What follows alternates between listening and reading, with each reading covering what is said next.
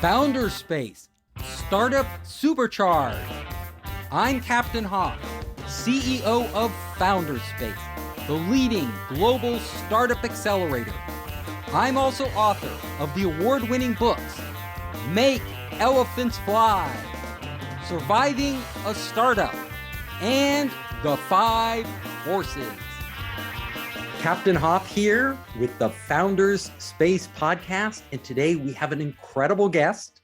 We have Mark Drager, the founder and CEO of Phantom Media. Welcome to the show, Mark. Captain Hoff, what's up, man? Mark, I am so excited to talk to you because you are an expert on building personal brand. That is your passion. Like, you used to do big corporations and all that stuff, but that was soul sucking. And now you're focused on creators, entertainers, consultants, anybody with a startup, entrepreneurs. How do you build a personal brand? So first, tell us about your background. Yeah, for sure. Well, thank you. So 2006, at the age of 23, my talk about founder stories. My wife just had our first child. She was a few weeks old. I'm 23. She has no job, and I decide I'm going to quit my job and start a creative agency.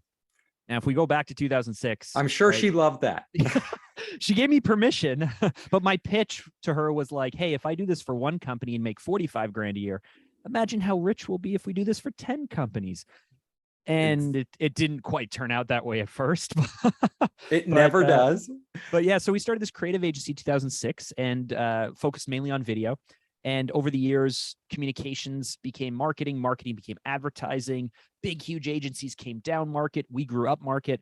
And flash forward to many years later, right before COVID hit, multi-million-dollar company, 24 full-time team, producing national commercial campaigns and spots, and working with small brands and doing training videos and just making anything that anyone needed help with.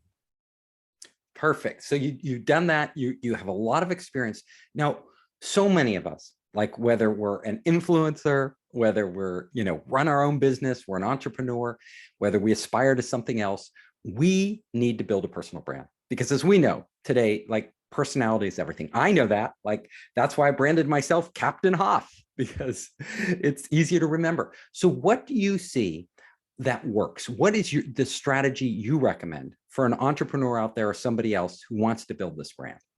Well, I mean, first step, like any part of business, is you have to make an investment. Like, you have to believe in yourself enough to make an investment in yourself. And that's either going to be time or dollars. I don't know why it is, but for some reason, there's a certain generation maybe, or a certain maturity level, let's say, in entrepreneurship, where we somehow believe like we can just make a great product and people will find it.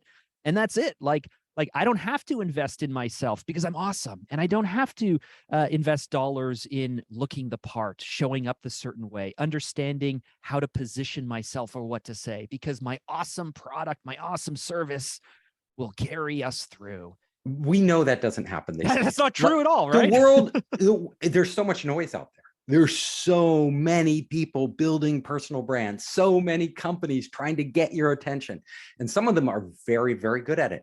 And others are learning. So how do you break through?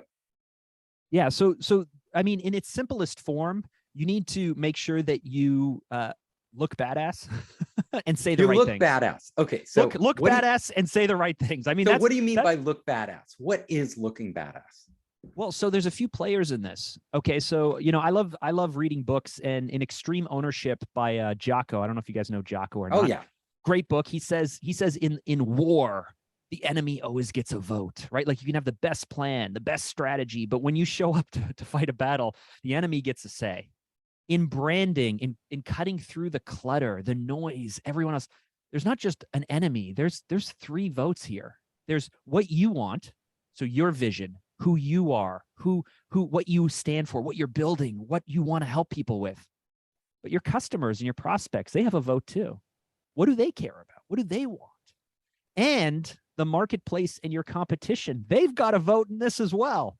And so when I say look badass, looking badass comes down to what's true to you, like the boldest, strongest version of you. Or if you're in another field and you need to be extremely compassionate and understanding, or maybe you need to be extremely knowledgeable and trusting, right? Like, you need to look badass. You need to elevate yourself amongst everyone else, but you also have to appeal to your customers or your audience. And you have to do it in a way that is different than everyone else in the market or the competition. And the same process. Yeah, go for it. Let me interpret what you're saying.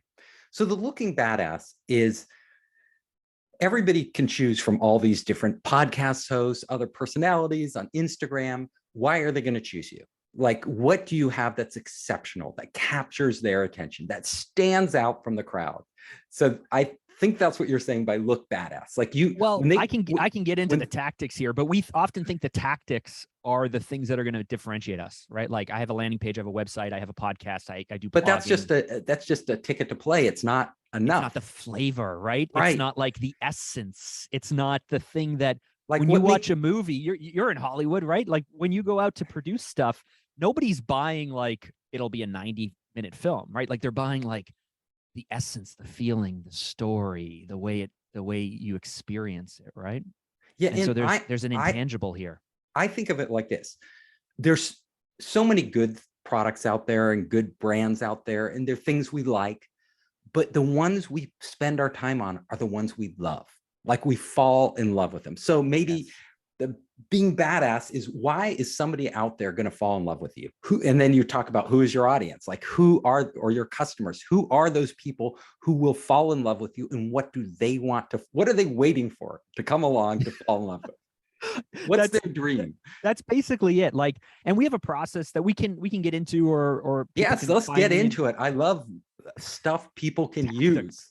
Tactics. Yes.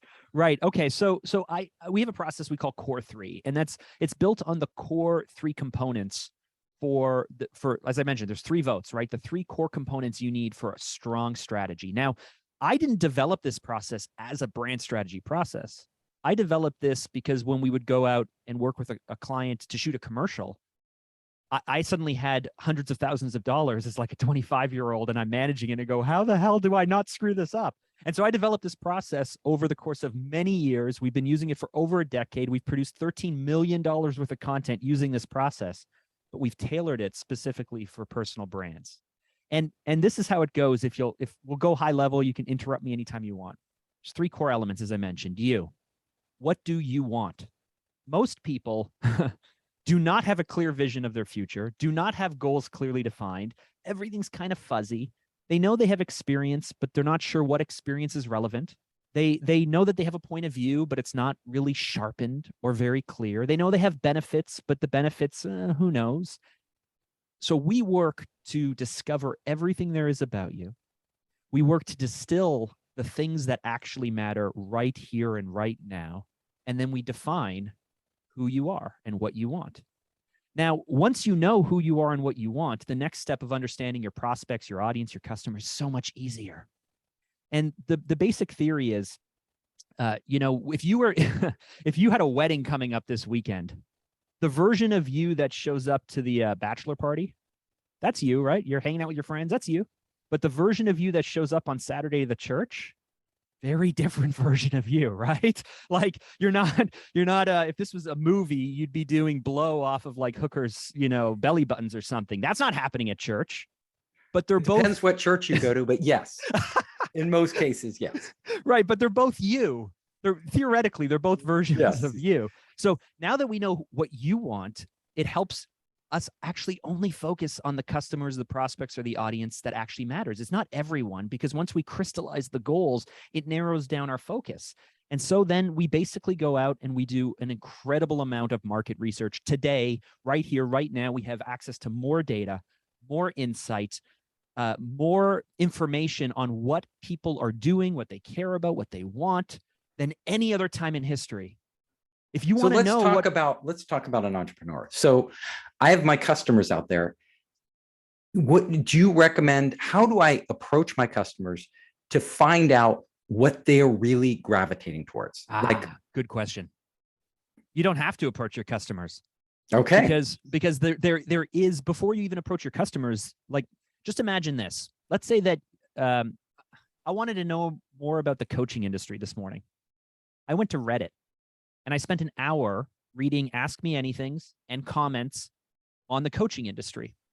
And I not only got a glimpse into what coaches thought, and what industry thought, but all of the really skeptical general public in Reddit who says this is a scam, and they basically gave me so much insight in terms of the terminology and the language coaches use, what they care about, what they value, how they drive value from their point of view, but also what the skeptics think. They think it's a scam. They think that it's woo-woo. But you're never, those aren't going to be your customers, because if they're a skeptic, they're never going to be your customer. No, it's the people who believe are going to be your customers. They already believe in coaches. They're waiting for a coach to come along. Yes and no, then but you get on their radar. I don't think you can convert a skeptic. I think it's so hold on. There's I mean, we're going to get a bit from brand strategy here, but there's a spectrum, right? Yeah. And so there are the people who will purchase just because you're at the right place at the right time and you look the part, and those are winners, and that's amazing. But you don't build your whole brand off that. Those are the easy wins. Yes. There are the people who are the skeptics who you will never convert. Why think about them? Why waste time? And then there's the messy middle. And in that messy middle are people who, you know, it's like you can be Democrat, you could be Republican, but the election goes with the swing voters, right? That's the people that you want to be able to build a strategy around. And those people will be on a spectrum from easier to convert to more cynical, more skeptical. And we have to be aware of that. If all we do is spend our time trying to win the low-hanging fruit, it's an incredibly competitive place to play. And if we spend the time winning over the people who are a little harder to win over, it's less competitive. Just no one wants to do that work. Right. So that's a good point. And so you're basically saying, find out their objections, find out what turns them off and what turns them on. Well, I mean, we have access today, like I said, data. Like we know not only who our customers are, like we know by zip code earning potential. We know ethnic makeup. We know what websites they go to, what they watch, what they subscribe to. We know political points of view. We can determine if people donate, like to what levels to what charities they choose to support. Like, dude, like we have access to market research that allows us to tap into 250 million Americans on 1 billion devices with 1 trillion daily data touch points. And that's only one of our tools. And so when I say like, hey, you need to understand your audience based off of who you are and then your audience, this is not personas. This is not, you know, Sally the 30-year-old or Jimmy the 40-year-old. Like this is like what people want. Because truthfully, if you can tell people what they want to hear, think of an ad the first few seconds. Think of a pitch. If you can craft your whole product or service to perfectly connect with what people want. Now, they may want something they don't need. You may need to later in sales go like, here's what you want, and then actually deliver what they need. But as soon as we can tell people what they want, their ears are open. They're engaged. They are hooked. We're like feeding them the food they want right now. I think that's a really good point, because a lot of times we know, or we think we know what they need. So we will be selling that, and we'll be selling it in our language. That is such a good point. Operational language. I sit down with people and I'm like, okay, tell me about your product. And they get into operations. I'm like, yeah, but none of that matters. And I go, how about we explain it this way? And they go like, well, but that's not what we really do. And it's like, but does anyone really care at this point? Like, this isn't a court of law. I'm not a journalist. I'm not like trying to dictate history here. I'm trying to engage people and get them just to start the conversation. So can we break that language? So building a great brand is about figuring out, first of all, what your target customers really, really want. What's like top on their radar. And then giving that to them, or giving the messaging in the language that they can relate to. Yes. So your brand, again, is how you show up, what you say, and how you make people feel. How you show up is true to you, but it's in the way your customers or prospects need you to show up, and it's in a way that your competitors are not showing up. And what you say is the same thing, and how you make people feel, well, it can be similar to your competitors, but we better do it better. So do you recommend that if you're building a personal brand, you spend time looking at other success cases, like people in your industry who have just broken through, and spend a lot of time doing that? We do. I wouldn't say we spend a lot of time on it, but your competitors come down to a few different areas. There's real competitors and perceived competitors. So often when you look at the case studies, everyone's looking at them. You know, like you're a podcast host, I'm a podcast host. If we were to look in our area and say like, oh, Diary of a CEO, right, out of the UK, really big numbers, great podcast, fantastic. Let's look at what, you know, Steven did. Let's look at how he built it. Let's look at that. That's all great. But chances are he's not actually our competition. He's our perceived competition. Our real competition, if we're taking an entrepreneur, for example, who wants to sell to, I don't know, big ticket items to high net worth individuals, your competition isn't the person down the street doing exactly what you're doing. Your competition from a marketing point of view or a branding point of view may in fact be Rolex, because Rolex is trying to get that woman or man's attention, or a vacation, because someone's trying to sell them a vacation, right? Like, and so we often get very myopic. I used to work with a lot of lawyers, and I would tell them like, listen, we're about to make an amazing, engaging project, a video. We're gonna try and do something to recruit people. No one is gonna look at your thing and go like, wow, this is the greatest video I've ever seen from a law firm. No, like they're going to compare it to like Netflix and YouTube and Amazon, like all the stuff they watch. Nobody looks at this and goes like, this is an amazing law firm video. Wow. Bravo. And I watch a lot of law firm videos. Yeah. So I'm a real connoisseur of what makes an amazing law firm video. Exactly. No, yeah, you got to cut through the competition because there's so many things out. I mean, we're browsing the web, we're all distracted, we're going through social media. You know, the competition is everywhere, right? And it's everything. If we look at successful cases of like building a really amazing personal brand, Elon Musk always comes to mind. Like he's does he though? Well, he's a master. Is he though? Well, you tell me. So I want your take on it. Like, what do you think of Elon Musk? What do you think he does right? What do you think he does wrong? Oh, is he somebody we can learn from, or is he somebody we should run away from? I think it's too early to tell, because if you too early, he has 100 million Twitter followers. So he's proven. Yeah, but that's great. But he also goes on Rogan and his stock falls, and he also declares he's going to buy Twitter, and he wipes out 1/3 of his net worth. Like we have to look at past behaviors. If you go back and actually watch the documentary, but those are two different things. Like the Twitter thing was bad timing, bad decision, right? Okay. Really bad timing, bad decision. But his personal brand is still huge, right? Like he can, the whole Twitter thing just got him in the news, like blew up his brand even bigger. Yeah. We didn't think it could get bigger, but he's like literally every time I open my news feed, like he's 1/3 of the articles are about him. Well, so, and that's fair. I think the reason why I wouldn't suggest looking at him, it's like, let's look at Tom Cruise for personal brand.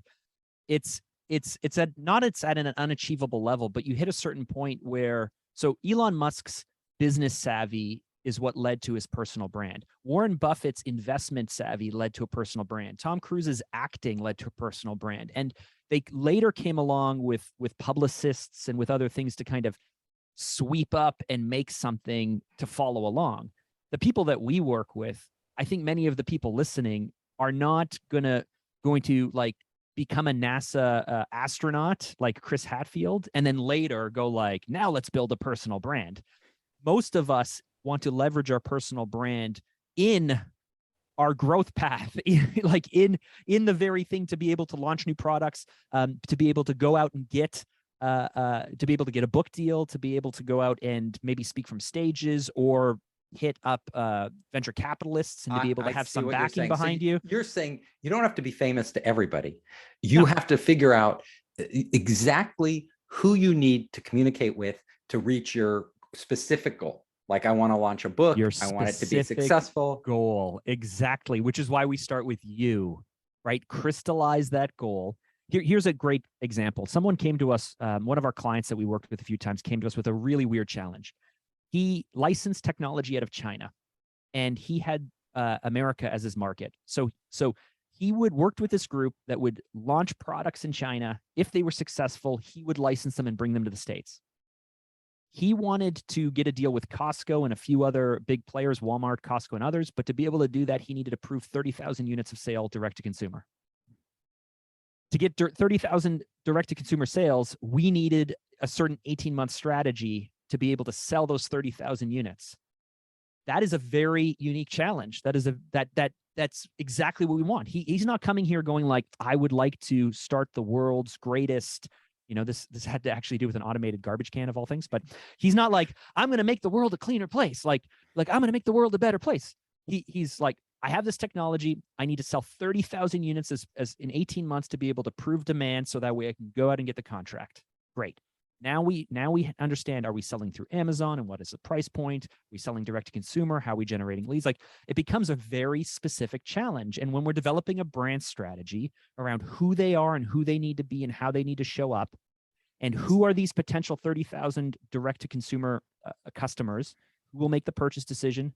I didn't know originally that men actually make overwhelmingly the number of purchasing decisions off of Amazon versus women, although we found out. Okay, men make more, and especially when it's a gadget like an automated garbage can. Perhaps, but then we also found out that many times women are making decisions using their husband's account. And then we looked at, well, this is a small garbage can, so can it be used in apartments? Like, could it be used in apartments? And where does composting come into this? And what about, we found a new market. What about disposable diapers? What about like new parents? Right? It was only through how do we get 30,000 people and that challenge of like, how are we going to sell it, that suddenly we started opening up new markets, new prospects, new competitors. Right now we're up against Playtex because Playtex has Diaper Genie. So this process reveals, as you work through it step by step, starting with what you want, who these customers actually are. And once we understand, okay, should we go after new mothers or not because of the ick factor with diaper juice was the term we came up with. That's a good one. You invented diaper juice? I don't know if I invented it, but we dropped it into this campaign a lot, right? And it worked. It worked. Like ick. Diaper juice, like all of these terms that we wanted to create terms that just made your skin crawl a little bit. And so we looked at, great, what do they want? What does their audience want? Who's the competition? Playtex and all these other people. But we looked at affinity brands too. We looked at Honest Company, Jessica Alba's company, to say, how are they targeting mothers and people who make purchasing decisions at this age? What do they say? What do they look like? What do they care about? Right? So we got this entire picture. And once we got the picture, everything became really clear with what we need to do. And then we can start inventing stuff. What do we look like? What are the actual words? Is diaper juice like a little too icky for the market? Or is that what we're going for, right? Like we can then get into the making of stuff. But most people want to start with the making. And then later they're like, I don't know if this is working or not. Of course you don't know if it's working or not. You just started making stuff. And just putting it out there randomly, like the shotgun approach. Now, I'm really curious. With the garbage can man, what was his badass? What did he do to make himself badass? Was he like Oscar the Grouch or what? No, so for with him, it wasn't actually a personal brand. These were just before, in the days before we switched over to focus mainly on personal branding. But for him, the badass approach was we went all in on mothers 30 to 40 years of age. We had to eliminate. We thought apartments would be and condos would be amazing, but it turns out nobody in apartments or condos uses garbage cans because they can walk it to the garbage chute. We thought maybe rural people would be great. No, it turns out rural people don't care about some of these things because they just have a different lifestyle. So it really became like the suburban, like we really started to focus on the suburban professional mom. And we really hammed up just like think of all of the different things you can combine on camera to make the grossest looking stuff. So that's amping it up. That's what made them tune in. That's what made them say, whoa. Exactly. And did you put this out in social media? Did you put it out at Google AdWords? Well, this was their foundational brand strategy. So when we're working with them, this is the foundation for everything that they can do. Now, it doesn't mean that every ad has to have ick. Like this is you can test things and try things. But foundationally, we were able to say, okay, this is who we're speaking to. This is what they care about. This is our price point. This is our competition. This is how we should look. This is how we should feel. And then we could create, They went to direct sales. So you were able to give them assets for their landing page. We created a commercial campaign for them that they would run ads against. We created like how-to videos to help with some of the lower funnel. How does this work? And will it fit for me, to help people identify it in their area? And then we turned it over to them. Now, as a client, they have that foundational stuff. Now they can build upon it. Yes, they can do social, and yes, they can do PR, and they could have started creating viral videos if they wanted to. I mean, they can do anything they want with this foundational work, but without the foundational work, it's spaghetti against the wall. Absolutely. So now I want to go to a different example. I love these case studies because we're getting into the nitty gritty. I like that. People can visualize it. Let's say a coach, personal coach. Perfect. How do I build my brand? Zillion personal coaches out there. Some are famous, some aren't. What do I do? Where do I start? Like, walk me through a case study. Well, okay, I'm gonna skip over the 3 steps that I keep repeating because step one is discover go to a everything specific you want. case study. Let's go specific. So my good buddy, I don't know if you know Evan Carmichael. Maybe some of your listeners know Evan. He's a YouTuber. He has 3.5 million subscribers. We've been good friends for close to 15 years now. And here's a perfect example. Evan he's an author. He's written published books. He's a speaker. He gets to hang out with cool people like Dean Graziosi and Ed Milet and all these cool people. And everyone's on him to say, like, you need to launch a program. Evan doesn't care about money. He would give everything away. It does not bother him at all. But they're like, no, you have to be able to develop a funnel, and you have to bring people in and all of this stuff. But mostly he really wants to help people. People don't want free help. I don't know why. Like, part of our challenge is, like, he would give everything for free and people don't want free help, but people will pay for help. And so Evan, being the master that he is at YouTube, he understands YouTube and understands the space better than almost anyone else. And all of the biggest names in the industry come to him for consulting and work with him behind the scenes. And so he decides he's going to launch this new product called Brandlytics. Now, Brandlytics is the idea that you would use analytics and data from YouTube to explode your brand on other channels. When people come to social media, like you, like me, like coaches, we get overwhelmed. Right? It's just like, I got to do TikTok and Instagram, and I got to be on Twitter, and now Pinterest is blowing up last summer, and oh, great, like, what about this Clubhouse thing that's going on? And oh, Clubhouse is dead now. Like, it's overwhelming. It's exhausting. Yeah, but what Gary Vee proposes and Evan proposes and many people propose is, like, you can use YouTube as your primary content source because YouTube pays money, so you get recurring revenue. It gives you more analytics than any other platform, so you understand what content is retaining audiences, where there's little audience bumps and other things. So he has all of these strategies and all of these ways to help people, personal brands, speakers, coaches, what have you, to help them create content, build an audience, and then use the data to blow up on all the other channels. Now, when he comes to me, he's like, hey, Mark, I want to launch this program. We have nothing. Like, we have, the way I just explained it to you, he couldn't explain it to me even that way. We had nothing. And so part of the challenge for that I ran into in terms of even positioning this offering is it's like group coaching. So you pay a monthly fee and you drop in twice a month. But then there's also access to some extra online training, and there's a software component to it that you can use. So it's like, you're not buying a course. It's kind of group training, but group mentorship kind of, but it's training related, and it's following a course, but you're not buying the course, and there's software. Yeah, so confusing for people. Confusing as heck. Yeah. So we go through this process. Evan, what do you want? What do you want this to be? What is your vision? We look at his background. We try to figure out what is relevant. What is the social proof? How will it work? We look at his audience. What do these people want? What's the difference between someone who's a speaker versus an author versus a coach versus a consultant? And what do they each care about the most? And how will they use this product or service, or how will they use YouTube, so that way we can speak in their language? And then on top of this, what are we really selling? Are we selling that you can blow up your audience? But if no one's on YouTube already, then we have to sell them on the very belief, the very core concept here, that you have to be on YouTube to be able to blow up your other brand somewhere else. So are we selling them on YouTube or not? Maybe, right? Like, so what did you come down to? How did you figure out how to message this?